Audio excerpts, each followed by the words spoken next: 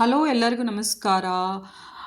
ಜ್ಯೋತಿಷ್ಯ ಶಾಸ್ತ್ರದ ಪ್ರಕಾರ ಏಕಕಾಲಕ್ಕೆ 2 ಮಹಾರಾಜಯೋಗಗಳು ಮಿಥುನ ರಾಶಿ ಸೇರಿದಂತೆ 4 ರಾಶಿಯವರೆಗೆ ಅದೃಷ್ಟವೋ ಅದೃಷ್ಟ. ಯಾವ ರಾಶಿ ಎಂದು ತಿಳಿದುಕೊಳ್ಳೋಣ. ಮಿಥುನ ರಾಶಿ 4 ರಾಶಿಗಳು, ಮಿಥುನ ರಾಶಿ ಬಿಟ್ಟು 4 ರಾಶಿಗಳು ನೋಡ್ಕೊಂಬರೋಣ ಬನ್ನಿ. ಯಾವ್ಯಾವ ರಾಶಿಗೆ ಯಾವ್ಯಾವ ರೀತಿ ಅದೃಷ್ಟವನ್ನು ತರಲಿದೆ ಅಂತ. ಮೊದಲನೇದಾಗಿ ಮಿಥುನ ರಾಶಿ. ಸೂರ್ಯನು ನಿಮ್ಮ ಲಗ್ನ ಮನೆಯನ್ನು ಪ್ರವೇಶಿಸುವುದರಿಂದ ಜೀವನದಲ್ಲಿ ಗಮನಾರ್ಹ ಬದಲಾವಣೆಯನ್ನು ತರುತ್ತದೆ. ಈ ಯೋಗವು ವ್ಯಕ್ತಿಯ ಆತ್ಮವಿಶ್ವಾಸ, ನಾಯಕತ್ವದ ಗುಣಗಳು ಮತ್ತು ನಿರ್ಧಾರ ತೆಗೆದುಕೊಳ್ಳುವ ಶಕ್ತಿಯನ್ನು ಬಲಪಡಿಸುತ್ತದೆ. ಈ ಅವಧಿಯಲ್ಲಿ ನಿಮ್ಮ ವ್ಯಕ್ತಿತ್ವವು ಹೆಚ್ಚು ಪ್ರಭಾವಶಾಲಿಯಾಗುತ್ತದೆ. ಸಮಾಜದಲ್ಲಿ ಗೌರವ ಮನ್ನಣೆ ಹೆಚ್ಚಾಗಲಿದೆ. ನೀವು ಉನ್ನತ ಅಧಿಕಾರಿಗಳಿಂದ ಬೆಂಬಲವನ್ನು ಪಡೆಯಬಹುದು. ಇದು ವೃತ್ತಿ ಪ್ರಗತಿಗೆ ಹೊಸ ಮಾರ್ಗವನ್ನು ತೆರೆಯುತ್ತದೆ. ಸರ್ಕಾರಿ ವಲಯದೊಂದಿಗೆ ಸಂಬಂಧ ಹೊಂದಿದರೆ ಈ ಸಮಯ ವಿಶೇಷವಾಗಿ ಪ್ರಯೋಜನಕಾರಿ ಎಂದು ಸಾಬೀತುಪಡಿಸಬಹುದು. ಹೆಚ್ಚುವರಿಯಾಗಿ ಆದಾಯದಲ್ಲಿ ಹೆಚ್ಚಳ ಮತ್ತು ನಿಮ್ಮ ಆರ್ಥಿಕ ಸ್ಥಿತಿಯಲ್ಲಿ ಸುಧಾರಣೆ ಕಂಡುಬರಲಿದೆ. ಇಷ್ಟು ಮಿಥುನ ರಾಶಿಯವರಿಗೆ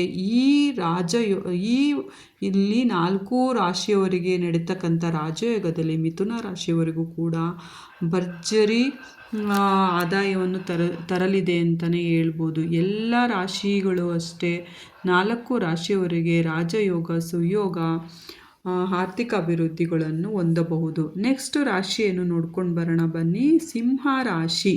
ಸೂರ್ಯನು ಸಿಂಹ ರಾಶಿಯವರಿಗೆ 11ನೇ ಮನೆಯಲ್ಲಿ ಲಾಭದ ಮನೆ ಸಾಗುತ್ತದೆ. ಇದನ್ನು ಆರ್ಥಿಕ ದೃಷ್ಟಿಯಿಂದ ಶುಭವೆಂದು ಪರಿಗಣಿಸಲಾಗಿದೆ. ಈ ಅವಧಿಯಲ್ಲಿ ನೀವು ಇಂದಿನ ಪ್ರಯತ್ನಗಳು ಪಡೆಯಬಹುದು ಮತ್ತು ದೀರ್ಘಕಾಲೀನ ಆಸೆಗಳನ್ನು ಈಡೇರಿಸಿಕೊಳ್ಳಬಹುದು. ಹೊಸ ಅಧ್ಯಯನದ ಮೂಲಕ ಹೊರಹೊಮ್ಮಬಹುದು ಮತ್ತು ನೆಟ್ವರ್ಕಿಂಗ್ ಅಥವಾ ಸ್ನೇಹಿತರ ಮೂಲಕ ಗಮನಾರ್ಹ ವ್ಯಾಪಾರ ಅವಕಾಶಗಳು ಉದ್ಭವಿಸಬಹುದು.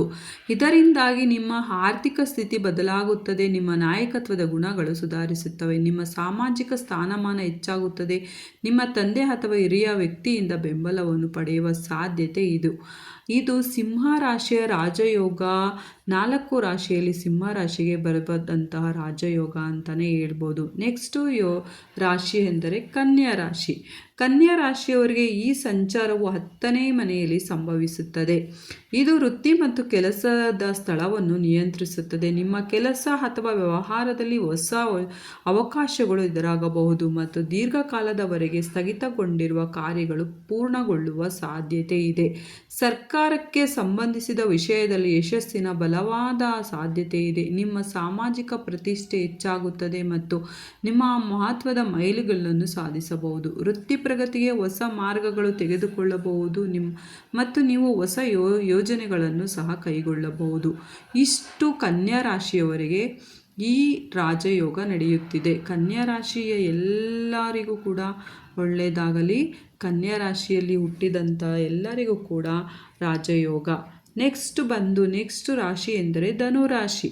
ಧನುರಾಶಿಯವರಿಗೆ ಹೇಳಬಹುದಾದರೆ, ಧನುರಾಶಿಯವರಿಗೆ ಸೂರ್ಯನು ವೈವಾಹಿಕ ಜೀವನ ಮತ್ತು ಪಾಲುದಾರಿಕೆಯ ನಿಯಂತ್ರಿಸುವ 7ನೇ ಮನೆಯಲ್ಲಿ ಸಾಗುತ್ತಿದೆ. ಈ ಅವಧಿಯಲ್ಲಿ ಅಸ್ತಿತ್ವದಲ್ಲಿರುವ ಅಡೆತಡೆಗಳು ಬಗೆಹರಿಯಬಹುದು ಮತ್ತು ನೀವು ಅದೃಷ್ಟದ ಸಂಪೂರ್ಣ ಬೆಂಬಲವನ್ನು ಅನುಭವಿಸುವಿರಿ. ನಿಮ್ಮ ವೈವಾಹಿಕ ಜೀವನದಲ್ಲಿ ಸಾರಸಮ್ಯವು ಮೈಲುಗಲ್ಲು ಸಾಧಿಸುತ್ತದೆ ಮತ್ತು ನಿಮ್ಮ ಸಂಗಾತಿಯೊಂದಿಗಿನ ನಿಮ್ಮ ಬಾಂಧವ್ಯವು ಬಲಗೊಳ್ಳುತ್ತದೆ. ವ್ಯವಹಾರ ಮತ್ತು ಪಾಲುದಾರಿಕೆಗಳಲ್ಲಿ ಲಾಭದ ಸೂಚನೆ. ಕಠಿಣ ಪರಿಶ್ರಮವು ಸಕಾರಾತ್ಮಕ ಫಲಿತಾಂಶಗಳನ್ನು ನೀಡುತ್ತದೆ ಮತ್ತು ನಿಮ್ಮ ವ್ಯವಹಾರವು ಪ್ರಗತಿ ಸಾಧಿಸುತ್ತದೆ. ನಿಮ್ಮ ಅತ್ತೆ ಮಾವಂದಿರಿಂದಲೂ ನೀವು ಬೆಂಬಲವನ್ನು ಪಡೆಯಬಹುದು. ಇದಿಷ್ಟು ಧನುರಾಶಿಯವರಿಗೆ ರಾಶಿಫಲ ಅಂತಲೇ ಹೇಳ್ಬೋದು. ನೆಕ್ಸ್ಟ್ ರಾಶಿ ಎಂದರೆ ತುಲಾ ರಾಶಿ. ತುಲಾ ರಾಶಿಯವರಿಗೆ ನೋಡಬಹುದಾದರೆ, ಈ ಸಂಚಾರವು 9ನೇ ಮನೆಯಲ್ಲಿ ನಡೆಯುತ್ತಿದೆ. ಅದೃಷ್ಟ ಮತ್ತು ಪ್ರಗತಿಯನ್ನು ಸಂಕೇತಿಸುವ ಅದೃಷ್ಟದ ಮನೆ. ಈ ಸಮಯದಲ್ಲಿ ನೀವು ವಿಧಿಯ ಸಂಪೂರ್ಣ ಬೆಂಬಲವನ್ನು ಅನುಭವಿಸುವಿರಿ ಮತ್ತು ನಿಮ್ಮ ಪ್ರಯತ್ನಗಳಲ್ಲಿ ಯಶಸ್ಸಿಗೆ ಹೊಸ ಅವಕಾಶಗಳು ಉದ್ಭವಿಸುತ್ತವೆ. ದೂರದ ಅಥವಾ ಧಾರ್ಮಿಕ ಪ್ರಯಾಣದ ಸೂಚನೆಗಳಿಗೆ ನಿಮ್ಮ ತಂದೆ ಅಥವಾ ಮಾರ್ಗದರ್ಶಕರಿಂದ ನೀವು ಮಾರ್ಗದರ್ಶನವನ್ನು ಪಡೆಯುತ್ತೀರಿ. ಅದು ನಿಮಗೆ ಜೀವನದಲ್ಲಿ ಮುಂದುವರಿಯಲು ಸಹಾಯ ಮಾಡುತ್ತದೆ. ವಿದೇಶಿ ಭೂಮಿ ಸಂಬಂಧಿಸಿದ ವಿಷಯಗಳಿಂದ ನೀವು ಪ್ರಯೋಜನವನ್ನು ಪಡೆಯಬಹುದು.